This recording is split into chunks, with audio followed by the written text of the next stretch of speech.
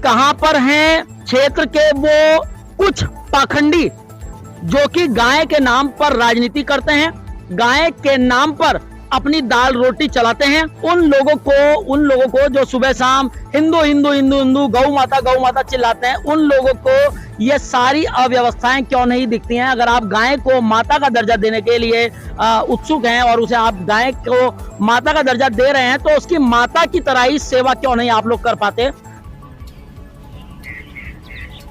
दोस्तों नमस्कार, आपका चैता सचदेवा टाइम्स आज पहुंचा है डाक पत्थर बैराज के समीप, जहां पर गैस एजेंसी है। हमें कुछ लोगों के द्वारा फोन किया गया कि लगभग 3 गायें मृत अवस्था में पड़ी हुई हैं, जिसके बाद हम यहां पर पहुंचे।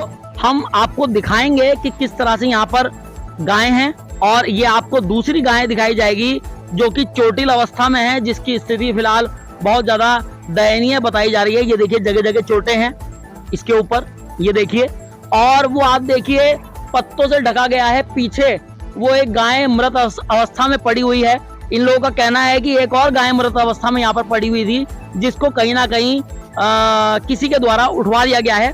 तो सबसे बड़ी बात और सबसे बड़ा सवाल कि कहां पर हैं क्षेत्र के वो कुछ पाखंडी जो कि गाय के नाम पर राजनीति करते हैं, गाय के नाम पर अपनी दाल रोटी चलाते हैं, और कुछ लोग इन गायों को 2 रोटी सिर्फ इसलिए दे देते हैं क्योंकि इसमें बताया जाता है कि इसके अंदर 33 कोटि देवी देवताओं का वास होता है।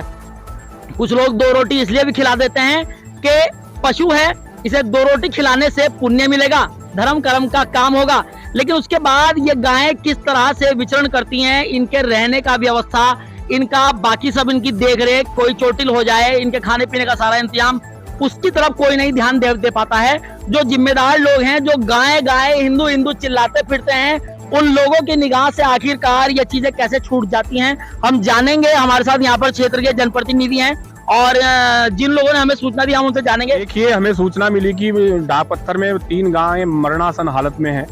हम लोग, हमारे शहर अध्यक्ष डाक पत्थर कांग्रेस के निरंकार शर्मा जी और सुरेंद्र शर्मा जी, इकबाल भाई, यहाँ पर हम पहुंचे और हमने जब देखा था तो यहाँ पे 2 गाय मृत थी और एक मरणासन हालत में है। एक गाय को कोई ले गया है उठाकर और एक गाय अभी भी पड़ी हुई है। हम जनप्रतिनिधियों से जो गौ माता के नाम पर राजनीति कर रहे हैं, हम उनसे पूछना चाहते हैं कि आपने पूरे प्रदेश में गौ माता का बुरा हाल कर रखा है और जगह जगह जो गौशालाएं खुली हुई हैं वो किसी भी हालत में इन गौ माताओं की रक्षा नहीं कर पा रही हैं। हम सरकार से चाहते हैं कि जिस प्रकार से उन्होंने गौ माता के नाम पर, चाहे वो नगर पालिकाओं को हो फंड दिया हो, अन्य संस्थाओं को दिया हो, ऐसी संस्थाओं के खिलाफ कानूनी कार्रवाई की जाए और जो लोग इन गायों को छोड़ रहे हैं उनके खिलाफ भी कानूनी कार्रवाई की जाए, जिससे कि गौ माता को बचाया जा सके। ये 2 गाय यहाँ पे मरी हुई थी, एक गाय उठा ली गई है और तीसरी ये आपके सामने पड़ी हुई है। ये भी बेचारी आज कल में मरी जाएगी, इसकी स्थिति ये है। अब वैसे हिंदू राष्ट्र और यानी गौ माता का वो करते हैं, राजनीति कर रहे हैं वो लोग, तो उन्हें ये करना चाहिए ना कि गौ की सेवा भी कराए। ये हम भी हिंदू है और जो ठेकेदार है उनकी क्या जिम्मेदारी है।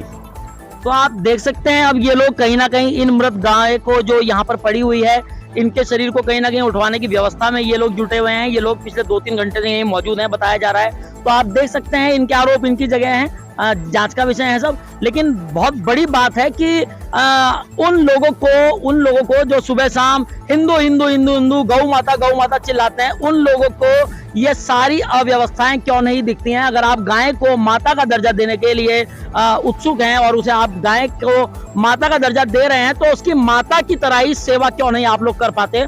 अगर ये गाय मृत अवस्था में है तो क्यों यहाँ पर मृत अवस्था में पड़ी हुई है? जो पशु घायल है वो यहाँ पर क्यों वो है घायल?